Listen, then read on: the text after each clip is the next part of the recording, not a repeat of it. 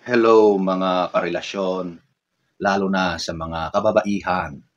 Kapag pumasok ka sa isang seryoso at pangmatagalang relasyon, kailangan mong malaman ang mga ito para hindi ka magsisi sa bandang huli.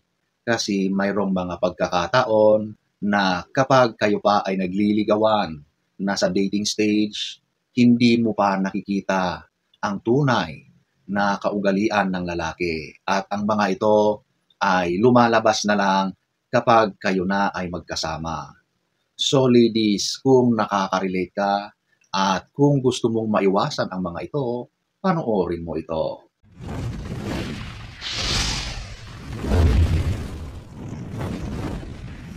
Number 1, ito yung a man who is prideful and narcissistic. So ito yung lalaki na sobrang mayabang, puro pagmamalaki sa sarili ang alam. Pero alam nyo ba na ang pagiging mayabang ay isang uri ng pagtatakip ng kanyang tunay na katauhan. Kaya siya nagmamalaki ay dahil malala ang kanyang insecurities sa sarili. At ito pa ang dapat niyong makita, yung pagiging narcissistic ng isang lalaki.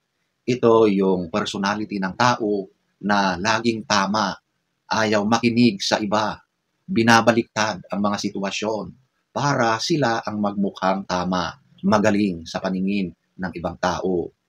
Kaya ladies, kapag nakita mo ito sa lalaki, ekis na agad yan, okay? Number 2, a man who is quick to anger. Or ito yung lalaki na napakabilis magalit. Meron siyang temper issues. Mahirap ang ganitong tao kasi hindi mo malaman kung kailan bigla siyang sasabog, okay? Yung mga taong ito ay hindi nila kayang kontrolin ang kanilang emotions. Kapag meron silang hindi nagustuhan, bigla-bigla na lang yang sumasabog. At yung galit nila ay labis-labis. Minsan pa nga, humahantong yan sa sakitan, physically at verbally. Kaya ang mga pag-uugali na ito, kapag nakita mo na sa lalaki, red flag agad yan. Okay? Number 3, a man who lies or manipulates. So, ito yung lalaki na laging nagsisinungaling. Alam nyo, kapag ang isang karelasyon ay mahilig magsinungaling, nag-iimbento ng mga kwento para makaiwas sa consequences ng kaniyang kalokohan, napakasamang pangitain yan sa isang relasyon. Kapag naging kayo na, sigurado na magiging problematic ang relasyon kasi lagi kaniyang pagsisinungalingan. Kwentuhan ka ng mga bagay-bagay pero wala naman palang katotohanan. Kapag nalaman mo na ang katotohanan, wala ka ng tiwala sa lalaking yan. Magkakaroon ng trust issues. At ang mga ganitong mga tao o lalaki, minamanipulate nila yung partner nila. Naggagaslight sila. Napakarami nilang excuses. Napakarami nilang deceitful na motives. At yung pagbabaliktad nila sa sitwasyon, papalabasin na ikaw ang dahilan kung bakit siya nagiging ganon. Nako, kapag meron ka nang nakitang ganyan sa lalaki, huwag ka nang pumasok sa relasyon na yan. Okay? Number 4, a man who refuses responsibility. Ito yung mga lalaki na ipinapasa ang blame sa iba. Umiiwas sa trabaho, sa responsibilidad. Madalas ang mga ganitong tao ay tamad. Ayaw nilang magbanat ng buto. Kaya ang diskarte nila ay humanap ng babae na alam nilang meron silang mapapakinabangan. Siyempre, ang diskarte nila ay siguraduhin na mahulog ang babae sa kanya. Mai-inlove sa kanya ang babae. Kasi in the long run, kapag naging sila na, naging kayo na, lumabas na yung tunay na kulay ng lalaki, na irresponsable pala, mahihirapan na yung babae. Kasi sobrang napamahan siya sa lalaki. Kaya madalas, ang nangyayari dyan is tinatanggap na lang kung ano man yung relasyon na pinasok niya. Kaya ladies, sa umpisa pa lang, kapag nakita mo na walang accountability ang lalaking yan, ayaw tumanggap ng pagkakamali, tamad, ayaw magtrabaho, marami siyang mga dahilan, iwasan mo na agad-agad. Okay? Number 5, a man who dishonors women. Meron talagang mga tao or lalaki na bastos, okay? Yung pagkabastos nila ay on another level. Wala silang pakialam kung ikaw ay babae. Ito madalas yung mga lalaki na kahit kayo ay nasa public place, wala siyang control sa kanyang mga sinasabi. Kahit masasakit yan, kahit nakakahiya, sige pa rin.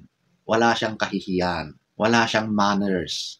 Ang mga ganitong lalaki ay may problema sa kanilang pag-iisip. Okay? Kapag pumasok na kayo sa pangmatagalang relasyon, katakot-takot na sakit ng damdamin ang mararanasan mo dyan. Pagpapahiya, masasakit na pananalita, at mga pagmamanipula sa iyo. Kasi ang mga lalaking yan ay walang pakialam kung ano ang nararamdaman mo. Kapag nakita mo ang mga ganyang gawain ng isang lalaki, umalis ka na agad-agad dyan. Huwag ka nang mag-invest ng kahit ano. Okay? Number 6, a man who has no spiritual discipline.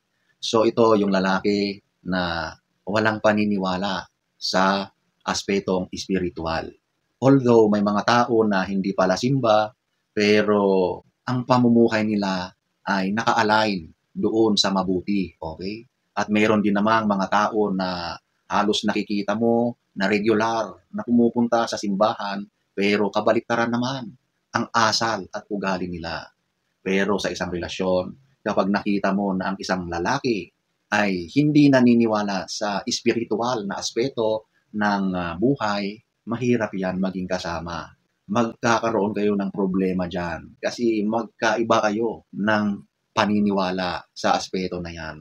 At malaking bagay yung kahit hindi ka relihiyoso, pero naniniwala ka na merong sadyang powerful being na nandoon na nakatingin sa iyo, iba pa rin ang epekto sa tao. Okay? Kaya sa umpisa pa lang at nakita mo na wala siyang pakialam sa ganyang aspeto, huwag mo nang subukan. Okay? Kasi in the long term, magiging problema yan. Number 7, a man who uses power to control. So, mahirap din ito na ginagamit ng lalaki ang kanyang kakayahan, kanyang impluensya, kanyang kapirahan para kontrolin ka, para i-manipulate ka. Mahirap ang ganun. Kasi wala kang kalayaan. Nakaasa ka lahat doon sa kung ano ang ibibigay, kung ano yung sasabihin ng lalaki sa iyo. Dominating, intimidating, controlling, pera, oras, at mga friendships ay kontrolado niya. Wala kang say sa relasyon na yan. Kaya kapag ganyan ang lalaki, nako, para kang ikinulong sa hawla. Okay? Lahat ng gagawin mo ay kontrolado ng lalaking yan. Kumbaga sa isang laruan, siya ang nakahawak ng remote control at yung laruan, ikaw yun. Literal na pinaglalaruan lang niya. Iwasan mo na. Umalis ka na agad-agad dyan. 2,000 years later. So, ayan lamang ang ilang mga dapat mong makita sa isang lalaki para makaiwas ka sa isang masamang relasyong pangmatagalan. Okay? Kapag isa sa mga yan ang nakita mo, iwasan mo na. Huwag ka nang magpilit. Huwag ka nang manghinayang. Okay? So, sana ay nagustuhan nyo ang ating topic for today. Next story time. Don't forget to subscribe.